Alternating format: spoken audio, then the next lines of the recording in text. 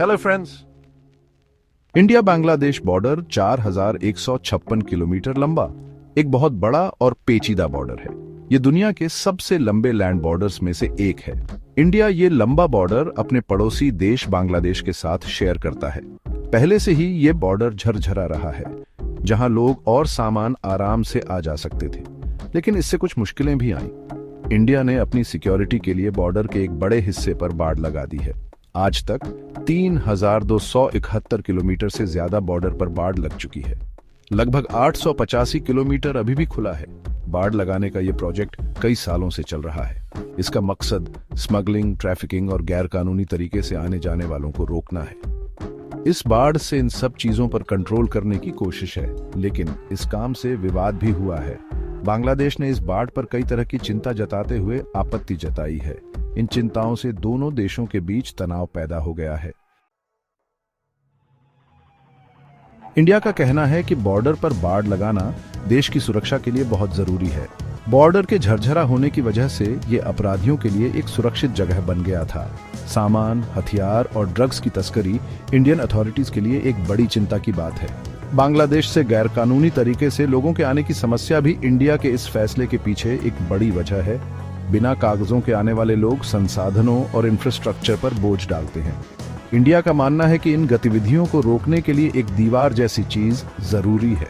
India के हिसाब से ये बाढ़ गैर कानूनी तरीके से आने जाने और दूसरी गलत गतिविधियों को रोकने में मदद करती है। इससे बॉर्डर मैनेजमेंट और कंट्रोल बेहतर होता है, जो नेशनल सिक्योरिटी के लिए जरूरी है। इंडिया का कहना है कि ये कदम अपने हितों की रक्षा करने और बॉर्डर पर शांति बनाए रखने के लिए बहुत जरूरी है। दूसरी तरफ बांग्लादेश ने इस बाढ़ पर कड़ी आपत्ति जताई है। उनकी सबसे बड़ी चिंता 1975 के एक समझौते का उल्लंघन है। इस समझौते में बॉर्डर के 150 गज के अंदर कोई भी पक्का निर्माण करने पर रोक है। बांग्लादेश का तर्क है कि ये बाढ़ बॉर्डर के पास रहने वाले लोगों के जीवन को मुश्किल बना रही है। ये बाढ़ अक्सर गांवों और खेतों के बीच से जाती है, जिससे लोगों की रोजी रोटी और संसाधनों तक पहुंचने में दिक्कत होती है।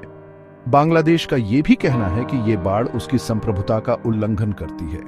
बॉर्डर के इतने पास एक दीवार होने से टेरिटोरियल इंटेग्रिटी पर सवाल उठते हैं। बाढ़ के साथ सर्वेलेंस टेक्नोलॉजी के इस्तेमाल ने इन चिंताओं को और बढ़ा दिया है। बांग्लादेश इसे अपने इलाके में दखलंदाजी और भरोसे को कम करने वाला मानता है।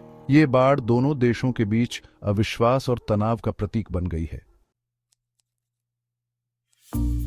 मतभेदों के बावजूद इंडिया और बांग्लादेश दोनों ही शांतिपूर्ण समाधान की जरूरत को समझते हैं। इस मुद्दे को सुलझाने के लिए नियमित बॉर्डर मीटिंग्स और डिप्लोमेटिक बातचीत बहुत जरूरी है। खुली बातचीत और एक दूसरे के नजरिए को समझने की इच्छा शक्ति जरूरी है। रिश्ते सुधारने के लिए दोनों को मंजूर होने वाले हल ढूंढना जरूरी है। बाढ़ की जगह और बॉर्डर पर रहने वाले लोगों पर इसके असर के बारे में बांग्लादेश की चिंताओं को दूर करना जरूरी है।